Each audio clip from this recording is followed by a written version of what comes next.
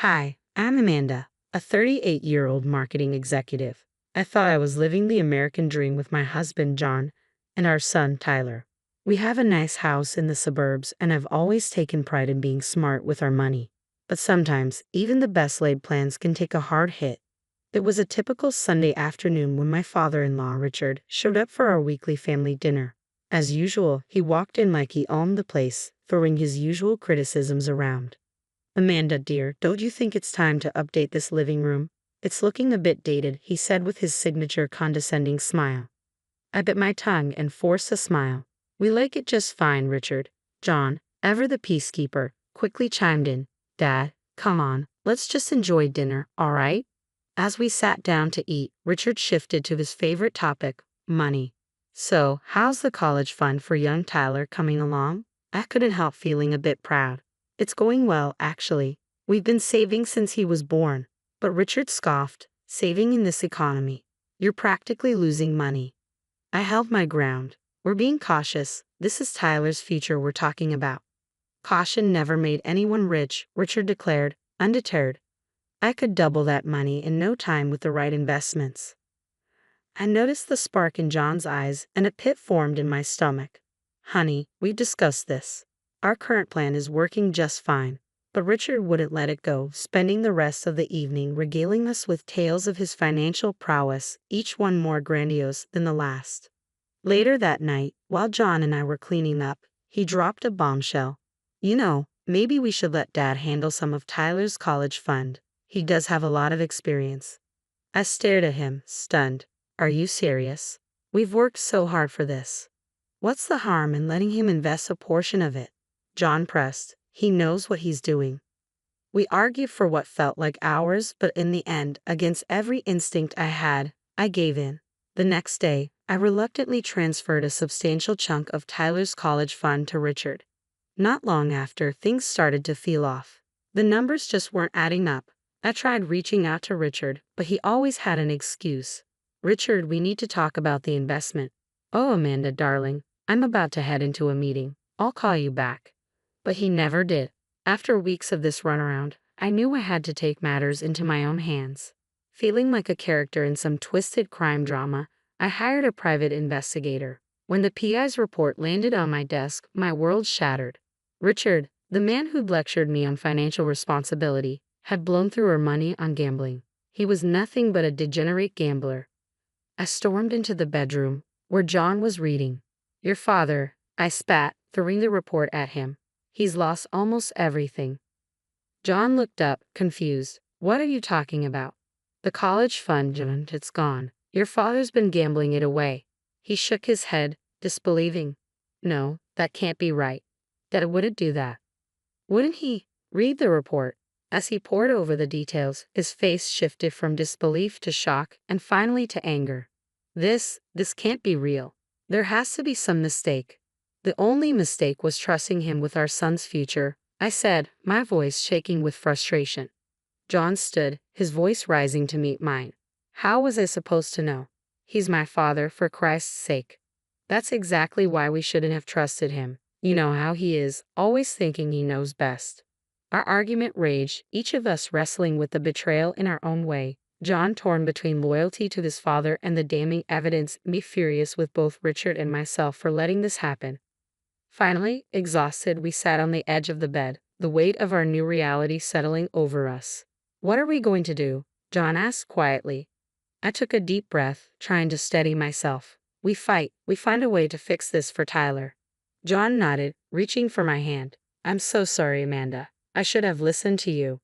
"We both made this decision," I said, squeezing his hand. "But now we need to make it right." As we sat there, the enormity of what we'd lost hit me. 70% of Tyler's college fund, gone. Years of careful saving, of sacrifices and hard work, vanished because of one man's addiction. "We need to tell Tyler," I said, dreading the conversation ahead. John nodded, guilt etched across his face. "And we need to confront my father." The thought of facing Richard made my blood boil, but I knew it had to be done, for our family, for Tyler's future, and to ensure Richard could never do this to anyone else again. The next morning, I was up at dawn, my mind racing. I called in sick to work and spent the day making calls. First to her lawyer, then preparing myself for the conversation I dreaded most, with Tyler. When he got home from school, he looked at me, concerned. Mom, what's going on? You look terrible. I patted the couch beside me. Sit down, honey. We need to talk. As I explained what had happened, I watched Tyler's face fall. But what about college? All my plans. We're going to figure this out, I promised, pulling him into a hug. I'm so sorry, Tyler. He pulled back, eyes wet but resolute. It's not your fault, Mom. It's Grandpa Richard's. We'll get through this together.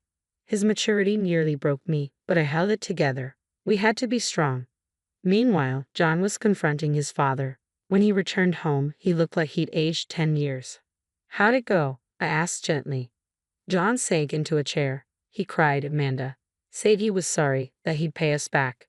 But I don't know if I believe him anymore. Sorry doesn't cut it, I snapped. We need real solutions.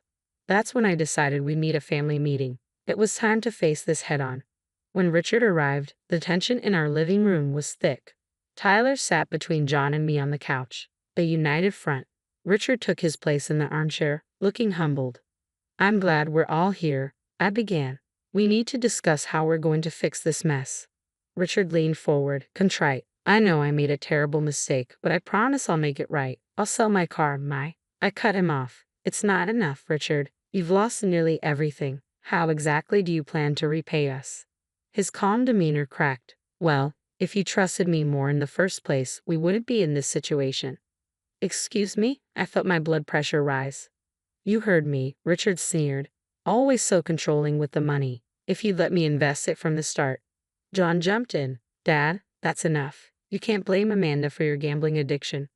Gambling addiction? Richard scoffed. Don't be dramatic. I made a few bad bets, that's all, and now you're all ganging up on me. Amanda's turned you against me, hasn't she? I couldn't believe what I was hearing. You lost our son's future, and you're trying to blame me? Then Tyler stood up, hurt and angry. Grandpa, how could you do this to us? To me. For a moment, Richard's face softened. Then it hardened again. You'll understand when you're older, Tyler. Sometimes adults have to make tough decisions. That was the last straw. I stood up, pointing to the door. Get out, now. Amanda, John began, but I shook my head. No, he's not welcome here anymore. Not after this.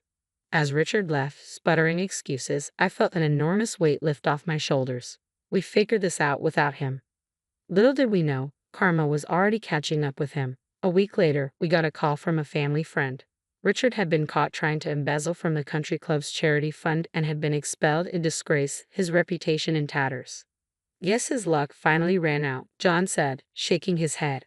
I couldn't help but feel a grim satisfaction. Richard had dug his own grave, and now he was lying in it. As for us, we had a long road ahead, but at least now we were free from Richard's toxic influence. It was time to focus on rebuilding our lives and securing Tyler's future on our own terms. The day after the confrontation, I changed the locks and blocked Richard's number. It wasn't easy, but it was necessary. Are you sure about this? John asked, worry creasing his forehead. Absolutely, I replied firmly. We can't let him hurt us anymore. In the weeks that followed, Richard tried everything, calling from unknown numbers, showing up unannounced, even sending a tearful letter. But we stood firm. After another attempt one night, John sighed heavily. You know, I think you're right. Dad's always been toxic. I guess I just never wanted to see it. I squeezed his hand. I know it's hard, but we're doing the right thing.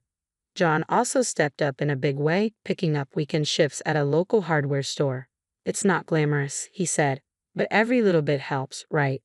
Months flew by. Between my side gig as a financial consultant, John's extra job, and Tyler's scholarships, we were slowly but surely rebuilding our savings. 1 year after the Richard fiasco, we gathered for a family meeting. This time, a happy one. I can't believe it, Tyler said, staring at the financial statement. We've almost replaced everything Grandpa Richard lost. We did it together, I said, a lump forming in my throat, as a family. Just then, John's phone buzzed. His face went pale as he read the message. What is it? I asked. It's Dad. He's been arrested for fraud. Looks like he tried to pull the same stunt with someone else's money. We sat in stunned silence. Then Tyler spoke up. I know it's wrong, but I'm kind of glad he's finally facing the consequences. I nodded. It's okay to feel that way, Tyler. What he did was terrible. As summer came to a close, it was time for Tyler to head off to college. Standing in his dorm room surrounded by boxes, I felt a mix of pride and nostalgia. I can't believe we made it, John said, looking around in awe. Tyler hugged us both. Thanks, Mom and Dad, for everything.